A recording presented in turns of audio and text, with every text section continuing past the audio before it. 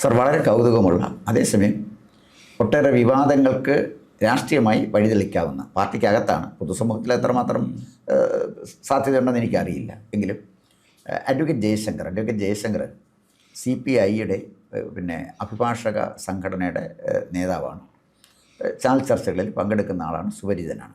അദ്ദേഹം CPIക്കെതിരെ പറഞ്ഞ ഒരു വിമർശനം, അദ്ദേഹം മെമ്പർഷിപ്പ് പുതുക്കിയില്ല, അദ്ദേഹം പറഞ്ഞ ഒരു വിമർശനം, CPIയിൽ വർഗീയത വല്ലാതെ വളരുന്നു. രണ്ടാമത് CPIയിൽ ഹിന്ദു വിരുദ്ധത ഉണ്ടാകുന്നു, നിലപാടുകളിൽ രാജ്യവിരുദ്ധതയും ഉണ്ടാകുന്നു. ഇത് ജയശങ്കറിൻ്റെ ഒരു അഭിപ്രായമാണ്. ഈ അഭിപ്രായത്തെ ജയശങ്കറിൻ്റെ വ്യക്തിനിഷ്ഠമായ അഭിപ്രായമാണ്. പക്ഷേ ഇവിടെ എനിക്ക് 3 കാര്യങ്ങളിൽ അങ്ങയുടെ അഭിപ്രായം അറിയേണ്ട ഒരു കാര്യം. ജയശങ്കർ പറഞ്ഞത് വർഗീയതയെക്കുറിച്ചാണ്. അപ്പോൾ അത് എനിക്ക് അങ്ങയോട് ചോദിക്കാറുള്ളത്, ഞാനതിനെക്കുറിച്ച് പല ഈ ചാനലിൽ തന്നെ ചർച്ച ചെയ്തിട്ടുള്ളൊരു കാര്യമാണ്. ചാണ്ടിഗഡിൽ നടന്ന CPIയുടെ സമ്മേളനത്തിൽ എക്കണോമിക്കലി വീക്കർ സെക്ഷനായ ആളുകൾക്ക് സംവരണം കൊടുക്കുന്ന, അതായത് EWS ആളുകൾക്ക് സംവരണം കൊടുക്കുന്നത് നിർത്തിവെക്കണം എന്ന് VS സുനിൽകുമാർ പ്രമേയം അവതരിപ്പിക്കുകയും അത് പാസ്സാക്കുകയും ചെയ്തതായിട്ട് ഞാൻ പത്രവാർത്ത വന്നു. ഈ എക്കണോമിക്കലി വീക്കർ സെക്ഷൻ എന്ന് പറയുന്ന ഏതെങ്കിലും ഒരു ജാതിയല്ല, സാമ്പത്തികമായി പിന്നാക്കം നിൽക്കുന്ന, സംവരണത്തിൻ്റെ ആനുകൂല്യങ്ങൾ കിട്ടാത്ത എല്ലാവരെയുമാണ് അത് അഡ്രസ്സ് ചെയ്യുന്നത്. അത് അഭിസംബോധന ചെയ്യുന്ന എല്ലാവരെയുമാണ്, ഏതെങ്കിലും ഒരു പ്രത്യേക ജാതിയല്ല. അത് നിർത്തണം എന്ന് ആവശ്യപ്പെടുന്നത് ഒരു കമ്മ്യൂണിസ്റ്റ് പാർട്ടിയാണ്. അതേസമയം CPIM ഭരിക്കുന്ന കേരളത്തിൽ ഇത്തരം ഒരു എക്കണോമിക്കലി വീക്കർ സെക്ഷന് കൊടുക്കാൻ തീരുമാനമെടുക്കുന്നത് മുഖ്യമന്ത്രി പിണറായി വിജയനാണ്. അപ്പോൾ അതിനകത്ത് അദ്ദേഹത്തോട് ഇതുമായി ബന്ധപ്പെട്ട് ചോദിച്ചപ്പോൾ വർഷങ്ങൾക്ക് മുമ്പ് അദ്ദേഹം പറഞ്ഞത്, കമ്മ്യൂണിസ്റ്റ് പാർട്ടിയുടെ മുന്നിൽ ഉള്ളവനും ഇല്ലാത്തവനും ഉള്ളൂ, അവരെ ജാതി തിരിച്ച് കാണാൻ communist party of India Marxist തയ്യാറല്ല എന്ന അർത്ഥശങ്കയ്ക്കിടയില്ലാത്ത വിധത്തിൽ അന്നത്തെ മുഖ്യമന്ത്രി പിണറായി വിജയൻ പറഞ്ഞു. അതിനുശേഷം ഈ അടുത്ത സമയത്ത് അവസാനം നടന്ന ചാണ്ടിഗഡിൽ നടന്ന സമ്മേളനത്തിൽ CPI അത് ആവശ്യപ്പെടുകയും ചെയ്തു. ഇതൊരു വൈരുദ്ധ്യം എനിക്ക് തോന്നുന്നു. എന്തുകൊണ്ടാണ് അത്തരമൊരു തീരുമാനത്തിലേക്ക്, അത്തരമൊരു പ്രമേയത്തിൻ്റെ അവതരണത്തിലേക്ക് CPI പോയത് എന്നുള്ളതാണ് എൻ്റെ ഒന്നാമത്തെ ചോദ്യം. ഇനി രണ്ടാമത്തെ ചോദ്യം, ഇദ്ദേഹം പറഞ്ഞതുപോലെ തന്നെ ഹിന്ദു വിരുദ്ധത. നമ്മുടെ ഈ മതേതരത്വം എന്ന് പറഞ്ഞാൽ ഹിന്ദുവിൻ്റെ ആചാരങ്ങളെ ചോദ്യം ചെയ്യുക, ഹിന്ദുവിൻ്റെ വിശ്വാസങ്ങളെ ചോദ്യം ചെയ്യുക, അവൻ്റെ ക്ഷേത്രങ്ങൾ ഇല്ലാതാക്കുക, ഇതൊക്കെയാണ് ഈ മതേതരത്വം എന്നാണ് പല ആളുകളും, കമ്മ്യൂണിസ്റ്റ് പാർട്ടി അടക്കമുള്ള പല പാർട്ടിയിലെ ആളുകൾ കരുതിയിരിക്കുന്നതെന്നാണ് ഈ ഒരു രാഷ്ട്രീയ നിരീക്ഷകൻ എന്നുള്ള നിലയിൽ എൻ്റെ അഭിപ്രായമാണ്. ഞാൻ 20 വർഷം CPIM-ൽ പ്രവർത്തിച്ച ആളാണ്. അന്ന് CPIM-ൽ ഞാൻ പ്രവർത്തിക്കുമ്പോൾ ലോക്കൽ കമ്മിറ്റിയിൽ എനിക്കെതിരെ വന്ന ഒരു വിമർശനം, ഞാൻ ഞങ്ങളുടെ അടുത്തുള്ള ക്ഷേത്രത്തിൽ പോകും എന്നുള്ളതായിരുന്നു. ഒരാളാണ് പറഞ്ഞത്. അപ്പോൾ അന്ന് ഉപരി കമ്മിറ്റിയിൽ നിന്ന്, അതായത് ജില്ലാ കമ്മിറ്റിയിൽ നിന്ന് വന്ന ആൾ പറഞ്ഞത് അദ്ദേഹത്തിൻ്റെ സ്വാതന്ത്ര്യമല്ലേ, ഈശ്വരവിശ്വാസം ഉള്ളതുകൊണ്ട് കമ്മ്യൂണിസ്റ്റ് പാർട്ടി തുടരുന്നതിന് പ്രശ്നമില്ല, അത് ബുദ്ധിമുട്ടില്ല, അതുകൊണ്ട് അദ്ദേഹത്തിൻ്റെ പേര് നടപടിയുടെ ഒന്നും ആവശ്യമില്ല എന്ന് പറഞ്ഞു. ഞാൻ ഒരു 10-20 വർഷത്തിന് ശേഷം പാർട്ടി പ്രവർത്തനമൊക്കെ നിർത്തി അടുത്ത സമയത്ത് എൻ്റെ ഗ്രാമത്തിൽ ചെന്നപ്പം എന്നെ വിമർശിച്ച ആൾ, എന്നെ പാർട്ടിയിൽ നിന്ന് ഒഴിവാക്കണമെന്ന് പറഞ്ഞ ആൾ അവിടെ നിന്ന് രാമായണം വായിക്കുന്നു. ഇതൊരു ഞാൻ ആറ്റിറ്റ്യൂഡൽ ചേഞ്ചിൻ്റെ കാര്യമാണ് പറയുന്നത്. അപ്പോൾ ഹിന്ദു വിരുദ്ധത ഒരു പാർട്ടി സ്വീകരിച്ചാൽ അതിനെന്തായിരിക്കും അതിൻ്റെ പരിണതഫലം എന്ന് എൻ്റെ ഗ്രാമത്തിൽ കണ്ട ഒരു ചെറിയ ഉദാഹരണം വെച്ചുകൊണ്ടാണ് സമയം പറയുന്നത്.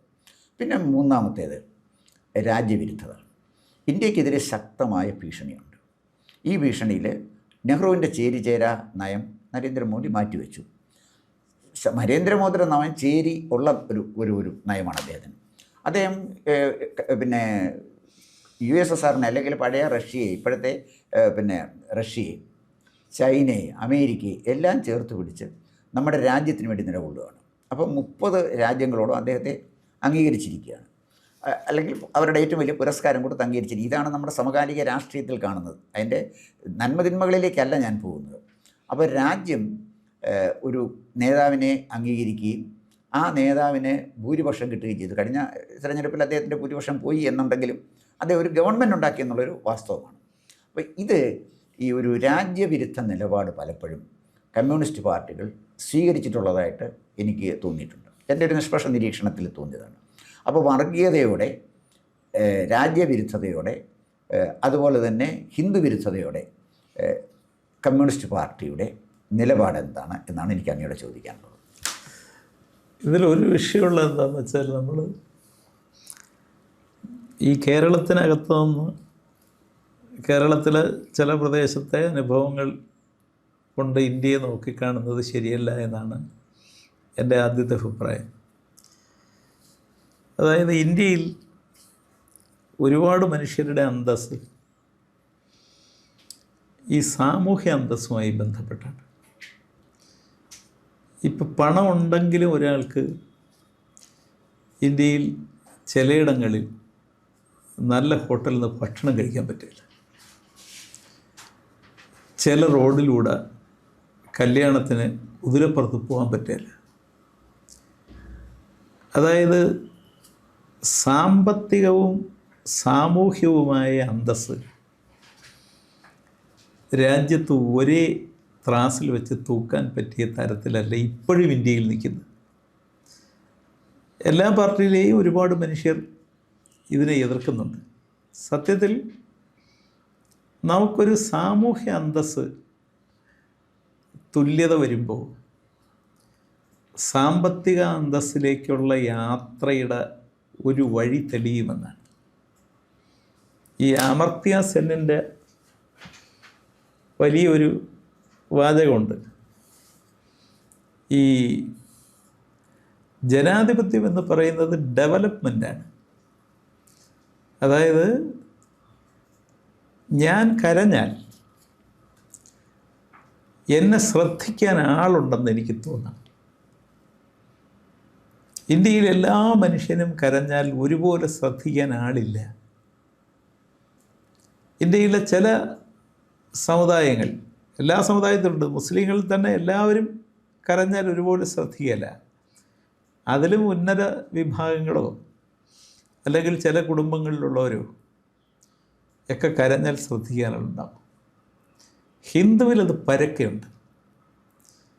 അപ്പോൾ ഏറ്റവും താഴെത്തട്ടിലെ മനുഷ്യൻ, ഒരു എസ് ടി വിഭാഗത്തിലുള്ളവൻ കരഞ്ഞാൽ ശ്രദ്ധിക്കാൻ ആളില്ലെങ്കിൽ സംഭവിക്കുന്നത് അവന് കരയാൻ പോലും പറ്റുകയില്ല എന്നുള്ളത്. അവിടെയാണ് ഏത് കരച്ചിലിനെയും സാമൂഹ്യമായി ശ്രദ്ധിക്കാൻ ആളുള്ള ഒരു സംവിധാനത്തിലേക്ക് എത്തണം. അങ്ങനെയാണ് ഈ സാമൂഹ്യ സംവരണത്തിൻ്റെ ആവശ്യം വരുന്നത്. അപ്പോൾ അത് പണ്ടേ CPIയുടെ ഒരു അഭിപ്രായമാണ്. നിങ്ങളെല്ലാവരും നിങ്ങളുടെ കയ്യിൽ 100 രൂപ ഉണ്ടെങ്കിൽ 10 പേരും 10 പേരുടെ കയ്യിൽ 100 രൂപ വയ്ക്കുമ്പോൾ ആ 10 പേർ 10 ജാതിയാണെങ്കിൽ 10 പേരുടെയും അന്തസ്സ് 100 രൂപയുടെ അന്തസ്സല്ല. അത് 10 തരത്തിലാണ്. അതിന് പരിഹാരം കാണുക എന്നത് വളരെ പ്രധാനമാണ്. ഇന്ത്യൻ ഭരണഘടന രൂപീകരണ കാലത്തുള്ള ചർച്ചയിൽ ഇത് കടന്നു വന്നാണ്. അംബേദ്കർ അനുഭവങ്ങളുടെ കൂടി അടിസ്ഥാനത്തിലാണ് സാമൂഹ്യ സംവരണമാണ് സംവരണത്തിൽ വേണ്ടത്. സാമ്പത്തിക സംവരണം, നമ്മൾ സംവരണത്തിൽ വരണമോ വേണ്ടയോ എന്നുള്ളത് കേരളത്തിലെ ഒരു പ്രത്യേക ഇഷ്യൂവാണ്. കേരളം ഒരർത്ഥത്തിൽ ഒരു സാമൂഹ്യമായ അസമത്വത്തിൽ, പൂർണ്ണമായിട്ടൊന്നും മാറാൻ പറ്റിയിട്ടില്ല, അസമത്വത്തിൽ നിന്ന് മാറിയിട്ടുണ്ട്. എന്നാലും നമുക്ക് കേരളത്തിൽ കാസർഗോഡ് മുതൽ തിരുവനന്തപുരം വരെ സഞ്ചരിച്ചാൽ നമുക്ക് മനസ്സിലാവും, ഹോട്ടലുകളിൽ പണിയെടുക്കുന്നതിൽ വലിയ പങ്ക് ദളിതരും മറ്റവരുമുണ്ട്, അടുക്കളയിൽ അല്ലെങ്കിൽ അതിൻ്റെ. പക്ഷെ ഹോട്ടൽ നടത്തുന്ന എത്ര ദളിതനുണ്ട് കേരളത്തിൽ തന്നെ? കേരളത്തിൽ സത്യത്തിൽ ഒരു ഹോട്ടൽ അവർ നടത്തിയാലും ഞാനോ ഗോപകുമാർ സാറോ ഒന്നും കയറി കഴിക്കുന്നതിൽ മടിയുണ്ടാവില്ല. പക്ഷേ എത്ര ധൈര്യമുണ്ട് അവർക്ക്. മുസ്ലിമിനോ ക്രിസ്ത്യാനിക്കോ നടത്തുന്നതിന് ഒരു പ്രയാസമില്ല. നടത്തിയാൽ കൂട്ടമായി ആൾ കയറി കഴിക്കുന്നുണ്ട്. പക്ഷേ എത്ര ദളിതർക്കുണ്ടിത്. അപ്പം എന്നാൽ വേലക്കാർ ഭൂരിപക്ഷം അവരാണ്. അപ്പം ഇത് നമ്മളെ സംബന്ധിച്ച് കേരളത്തിൽ മറ്റ് സംസ്ഥാനങ്ങളെക്കാൾ കൂടുതൽ ഒരു സാമൂഹ്യ സമത്വം കൈവന്നുവെന്ന് കരുതുന്നിടത്തും ഈ പ്രശ്നമുണ്ട്. ആ പ്രശ്നം ചണ്ഡീഗഡിലെ പാർട്ടി കോൺഗ്രസ് ചർച്ച ചെയ്തു എന്ന് പറയുന്നത് ശരിയാണ്. സത്യത്തിൽ സാമൂഹ്യ സമത്വം ഉണ്ടായാൽ സാമൂഹ്യ സമത്വത്തിലേക്ക് പോകാനുള്ള വഴി അത് പൂർത്തിയായി കഴിഞ്ഞാൽ സാമ്പത്തിക സമത്വത്തിലേക്ക് പോകാനുള്ള വഴി തുറക്കും. അത് CPIയുടെ ഒരു ചർച്ചയ്ക്ക് ശേഷം സാമാന്യം വലുതായി ജനാധിപത്യപരമായി ചർച്ച നടത്തിയെടുത്ത തീരുമാനമാണ്.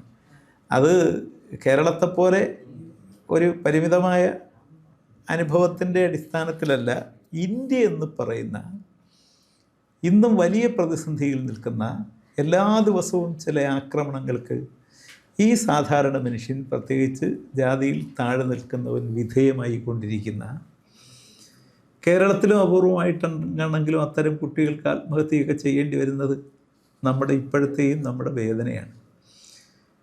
അവിടെ അത് സാമൂഹ്യ സംവരണത്തിൻ്റെ ഒന്നിലേക്ക് സാമ്പത്തിക സംവരണം പ്രത്യേകമായിട്ട് ഏതെങ്കിലും സംവരണം കൊടുക്കുന്ന അല്ലാതെ ഇത് രണ്ടിനെയും തുല്യപ്പെടുത്തുന്ന ഒന്ന് വരാൻ പാടില്ല എന്ന ഒരഭിപ്രായം CPIയുടെ ശക്തമായ അഭിപ്രായമാണ്.